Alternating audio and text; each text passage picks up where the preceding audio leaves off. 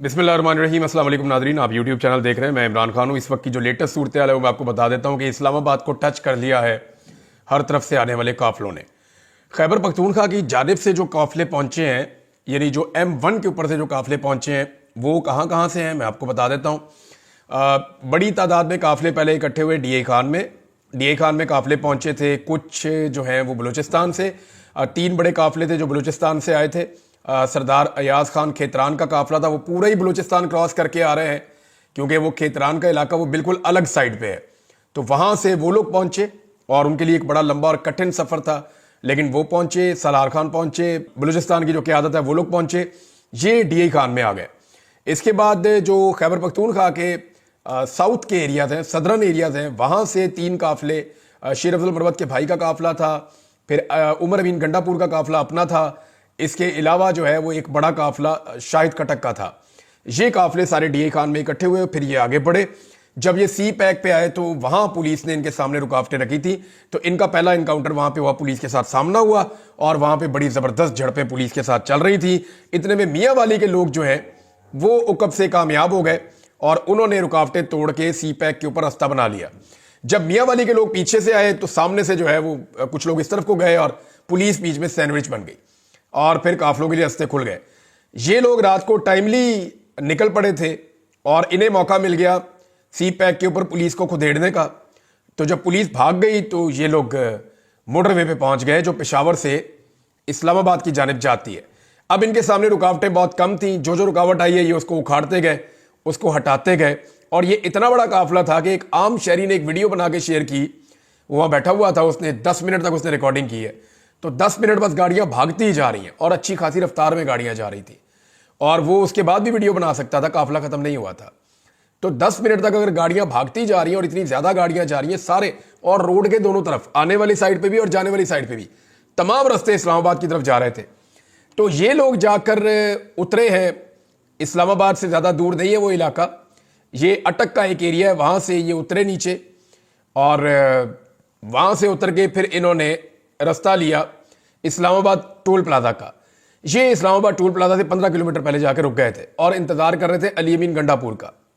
इन्हें यह तवक्को भी थी कि अली अमीन गंडापुर पीछे से हमें कॉल भी कर सकते हैं कि उल्टे आओ वापस, कटी पहाड़ी के इलाके में जो रुकावटें उनको पीछे से मिलकर हमारे साथ मदद करो, लेकिन इन्हें यह कॉल नहीं आई।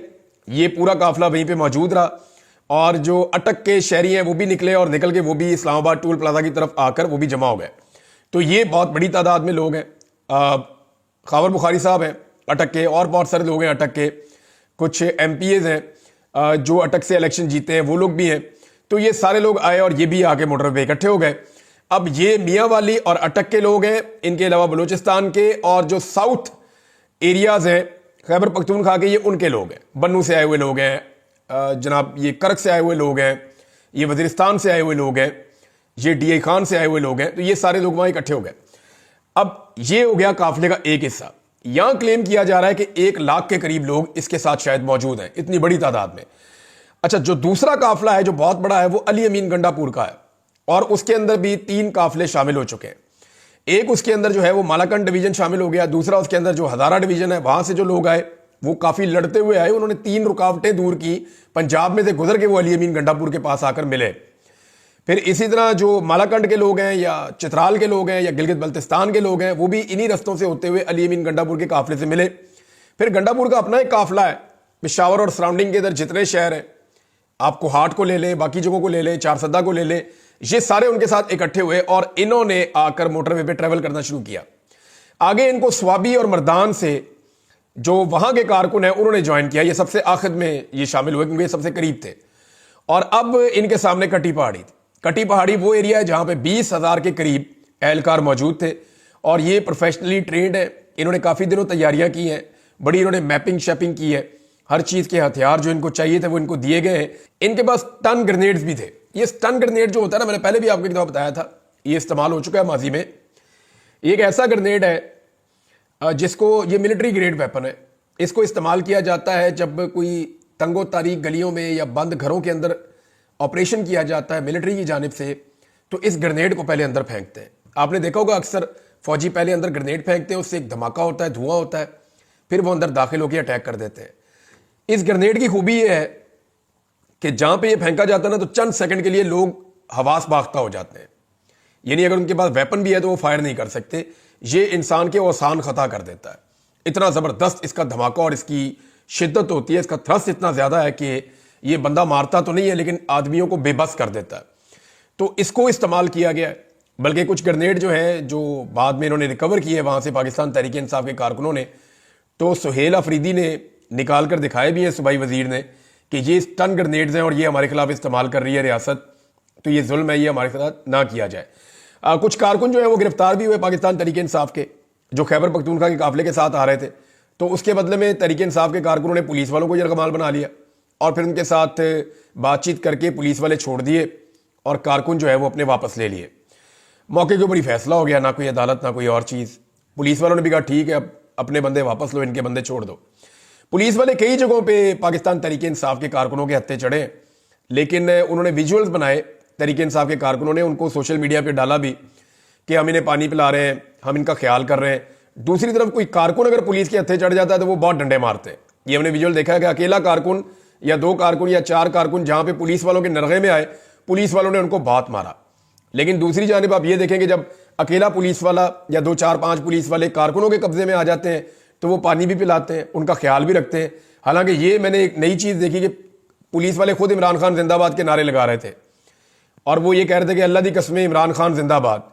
तो पाकिस्तान तहरीक इंसाफ के कारकुनों ने वीडियोस बना के पुलिस वालों को छोड़ा कि जी आप जाएं, हमने आपको कुछ नहीं कहना, और आप बताएं आपके साथ किसी ने टॉर्चर किया, किसी ने जुल्म और ज्यादती की, किसी ने आपको कुछ नहीं कहा।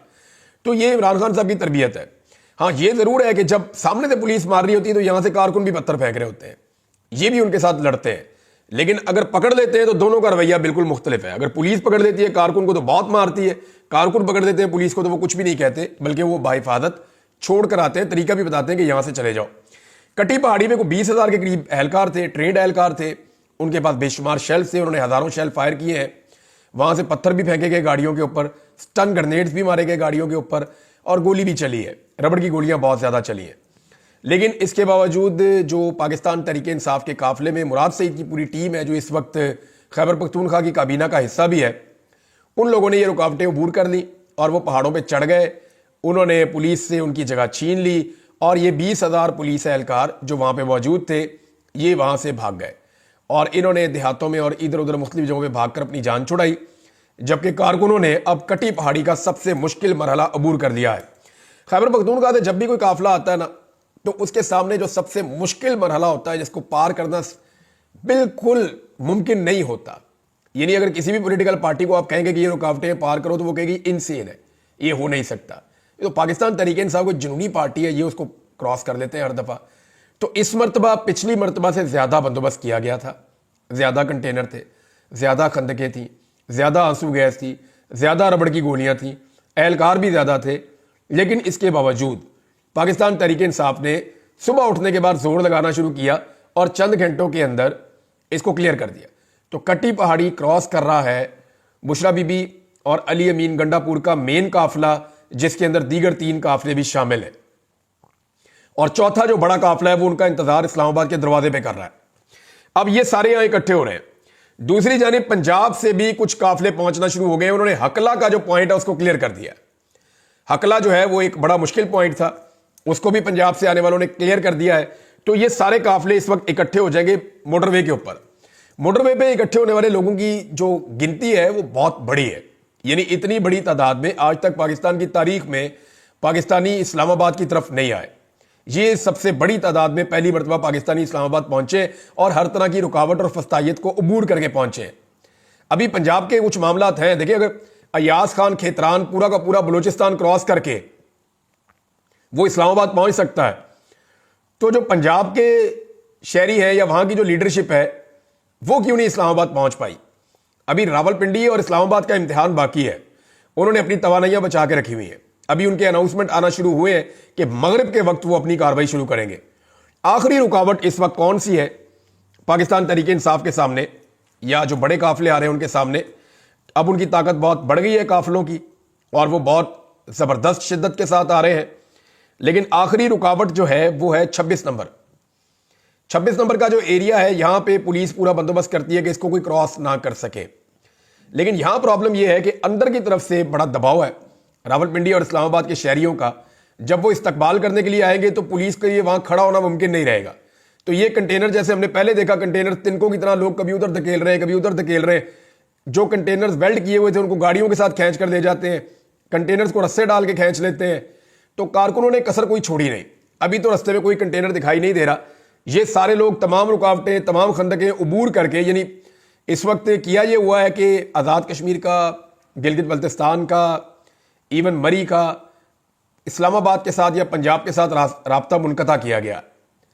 हत्ता कि खैबर पख्तूनख्वा के साथ भी इनका राब्ता मुनक़ता कर दिया गया और ये इस हुकूमत ने डर के मारे किया है। लेकिन जहां जहां पे रस्ते बहाल हो रहे हैं, लोग निकल रहे हैं और पहुंच रहे हैं। अगर हुकूमत ने फौरी तौर पे मामलात को दुरुस्त ना किया तो जो बड़ी तादाद में लोग मजीद पीछे से आना चाह रहे हैं, वो कुमक जब पहुंचेगी तो हुकूमत के कंट्रोल से चीज़ें बाहर हो जाएंगी। लाखों लोग आगे बढ़ रहे हैं और इस्लामाबाद के काफ़ी करीब पहुंच चुके हैं। इस्लामाबाद पे एक बहुत बड़ा हुजूम दस्तक दे रहा है पाकिस्तानियों का। ये पूरे पाकिस्तान से आए हुए लोग हैं जो 25 करोड़ पाकिस्तानियों की नुमाइंदगी कर रहे हैं इस्लामाबाद के दरवाजे पर। अब 26 नंबर को जब ये क्रॉस करेंगे तो इनकी अगली मंजिल होगी डायरेक्टली डी चौक। डी चौक में क्या होगा? डी चौक में मुझे ऐसा लगता है कि इन लोगों के पहुंचने से पहले ही जितनी लड़ाई होनी है वो हो जानी है और इस्लामाबाद के शहरी निकल आएंगे।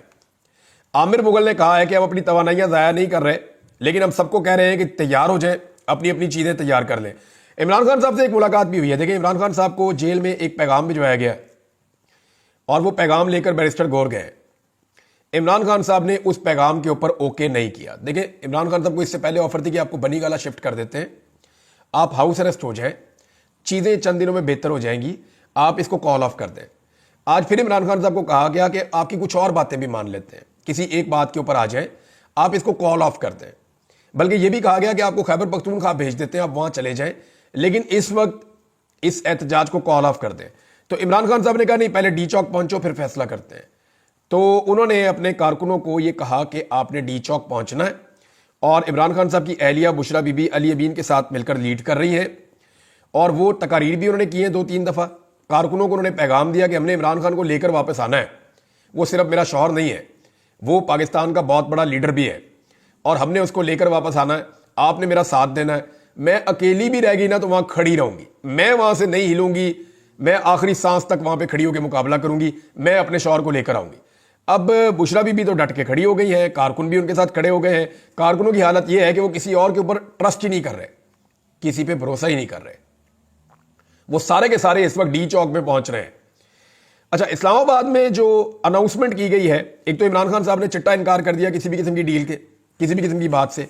इमरान खान साहब के हासाब वैसे बहुत मजबूत हैं, दाद देनी पड़ेगी। इतना प्रेशर डाल के इन हालात में बंदा अपनी बात मनवा लेता है, लेकिन इमरान खान साहब ने कहा नहीं, उधर पहुंचो फिर बात करते हैं। तो पाकिस्तान तहरीक इंसाफ पहुंच रही है। अब पंजाब की क़यादत को यह सोचना पड़ेगा उन्होंने कब निकलना है और कैसे निकलना है और कैसे पहुंचना है। 10-12 काफिले जो निकल पड़े थे, जो रास्ते में आ गए थे, वो लोग तो अपने पहुंचने का बंदोबस्त कर रहे हैं। मैंने आपको उन सबके नाम बताया पिछले वीलॉग में। लेकिन जो लोग रह गए हैं उनको निकलना पड़ेगा, उन्हें पहुंचना पड़ेगा। अभी चकवाल ने निकलना है, तलागंग ने निकलना है, कलर कहाल ने निकलना है, अभी तो चक्री ने निकलना है, जेलम ने निकलना है, मंडी भाउद्दीन ने निकलना है, गुजरात ने निकलना है। ये सारे एरियाज अभी बाकी हैं।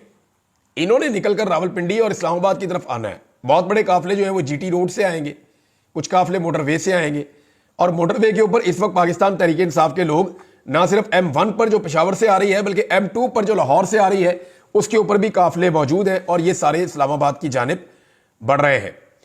घंटे घंटे बाद जनाब हुकूमत की प्रेस कॉन्फ्रेंस हो रही है, उनकी घबराहट सबके सामने है, हुकूमत बहुत परेशान है और इमरान खान साहब अब ऐसा लगता है कि बाहर आ जाएंगे।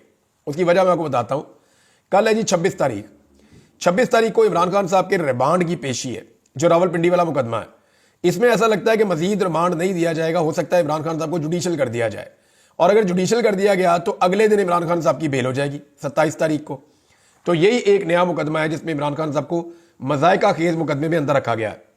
दूसरा, जो इमरान खान साहब का लाहौर में 8 मुकदमात वाला मामला चल रहा है, वहां पे हुकूमत के पास अब कोई ऐसी वजह नहीं है कि इमरान खान साहब की जमानत ना होने दी जाए। बाकी सारे केसेस में उनकी जमानत हो गई है, तो इन 8 केसेस में भी हो जानी चाहिए।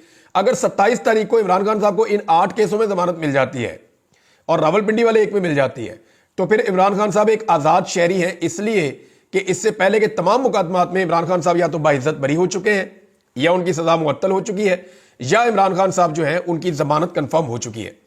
अब इस वक्त 27 तारीख की तरफ सब लोग देख रहे हैं। अगर 26 तारीख को अगर पहुंच जाते हैं सब लोग डी चौक में, तो 26 को जो अदालती कार्रवाइयां होंगी और जो 27 को होंगी, उनके नतीजे में बहुत मुमकिन है कि इमरान खान साहब रिहा हो और वो रिहाई के बाद फौरी तौर पर इस्लामाबाद आए और डी चौक में खड़े होकर वो अपने लोगों से तकरीर करें और उनसे खिताब करें, और खिताब करने के बाद वो अपने मुतालबात रखें और अगली तारीख देखकर फिलहाल वापस चले जाएं।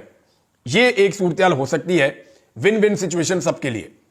लेकिन अगर इन लोगों के साथ जोर जबरदस्ती की गई तो खुदा ना खास्ता कोई सानिया भी हो सकता है।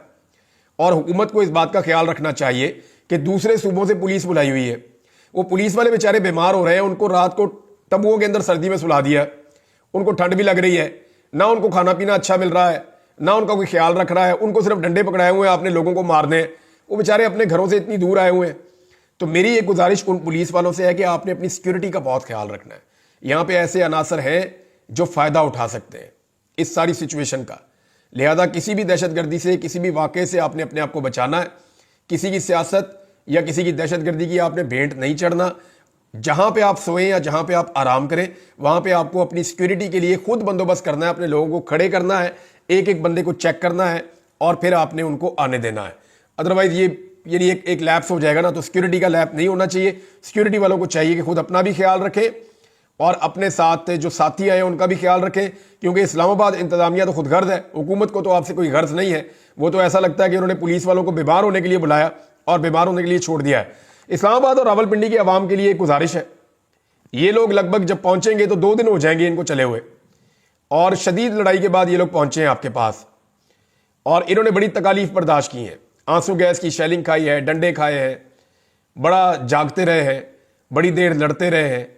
तो ये लोग बड़ी तकलीफ बर्दाश्त करके आ रहे हैं। तो जो अनाउंसमेंट की गई है वो ये है कि बिस्किट, केक, खाने पीने की अशिया, पानी, जूसेस और जो गर्म कपड़े हैं, कंबल हैं, ये जो मुजाहिरीन आ रहे हैं उनको फराम किए जाएं और उनको वेलकम किया जाए, ताकि उन्हें लगे कि वो दारुल हुकूमत में आए हैं। दारुल हुकूमत में जो हुकूमत है वो तो पाकिस्तानियों को वेलकम नहीं कर रही, उन्होंने तो इसको एक किले में बना दिया था, कन्वर्ट कर दिया था, जिसके अंदर कोई दाखिल नहीं हो सकता। लेकिन दारुल हुकूमत के लोगों को चाहिए कि वो वेलकम करें। और ये जो डीपीओ है उसको लोग सारा दिन ढूंढ रहे थे। अगर किसी सरकारी अफसर ने यूनिफॉर्म में बैठ के सियासी बयान देखना है ना या देना है, तो वो पहले इस बंदे की शक्ल देखे, गौर से देखे और फिर इबरत हासिल करें जो लोगों ने इसके साथ कर दी है। होना तो ये चाहिए जब हुकूमत तब्दील हो तो इस डीपीओ को एक दिन अटक के पुल पे खड़ा किया जाए और जो भी खैबर पख्तूनख्वा से आई है उसको वेलकम करे। और ये कोई बुरी बात नहीं है, इसने तौहीन की थी लोगों की, लिहाजा इसको उन्हें वेलकम करना चाहिए। डीपीओ कहीं दिखाई नहीं दे रहा, पता चला है उसको टिकटॉक का भी शौक है, अब जितने मर्जी बना ले। अटक की हर दीवार पे उसका नाम लिखा हुआ है। अटक के शहरियों ने हर जगह पे डीपीओ को चैलेंज किया और उसको उसका चैलेंज याद दिलाया, लेकिन डीपीओ कहीं दिखाई नहीं दिया। तो ये एक निशान इबरत है जिसको सारी ब्यूरोक्रेसी हमेशा याद रखे। मैंने आपसे जिक्र किया कि अहमद फराद का बहुत बड़ा रोल है, वो अपनी शायरी के जरिए लोगों को उभारते हैं, उनको लेकर आते हैं, उनके अंदर इनकलाब पैदा करते हैं। इसी तरह इस डीपीओ का भी बहुत बड़ा रोल है कि इसने जो कुछ बोला उसके बाद लोग बहुत गुस्से में थे और वो इसको ढूंढते ढूंढते अटक को क्रॉस कर गए। नाज़रीन, एक हिकमत अमली हुकूमत ने और बनाई है और वो ये है कि अब वो सोशल मीडिया के जो एक्टिविस्ट है या सोशल मीडिया के जो जर्नलिस्ट हैं उनको अब गिरफ्तार करेगी। हुकूमत ने हिकमत अमली इसलिए बनाई है कि उनको ये आइडिया हो गया है कि हमने तमाम पाकिस्तान के मीडिया को ब्लॉक कर दिया है। इलेक्ट्रॉनिक मीडिया और अखबारात कुछ नहीं दिखा रहे, कुछ नहीं बता रहे, हकायक सामने नहीं आ रहे, हमारी मर्जी की कवरेज हो रही है। ये सोशल मीडिया के ऊपर जो जर्नलिस्ट हैं ये जो कवरेज कर रहे हैं इसका बहुत बड़ा इंपैक्ट आ रहा है। तो अब फैसला किया गया इनको गिरफ्तार कर दिया जाए। तो जितने भी हमारे सोशल मीडिया के सहाफ़ी ग्राउंड के ऊपर इस वक्त कवरेज कर रहे हैं वो अपना ख्याल रखें, इकट्ठे रहें और कोशिश करें कि जितना ज्यादा हो सके वो गिरफ्तारी को अवॉइड करें। अगर वो गिरफ्तार खुदा न खास्ता हो जाएंगे, हम उनके लिए भरपूर आवाज उठाएंगे, हम उनके लिए वकला भी मुहैया करेंगे, पूरा जोर भी लगाएंगे, सहाफ़ती तंजीमों को भी एक्टिवेट करेंगे। हम जो हमसे बन पड़ेगा हम करेंगे, लेकिन उनसे गुजारिश ये है कि वो ग्राउंड पे तो जरूर मौजूद हैं लेकिन वो गिरफ्तारी से अवॉइड करें और गिरफ्तार होने से खुद को बचाएं। अब तक के लिए इतने ही, अपना ख्याल रखिएगा, अपने चैनल का भी। अल्लाह हाफिज।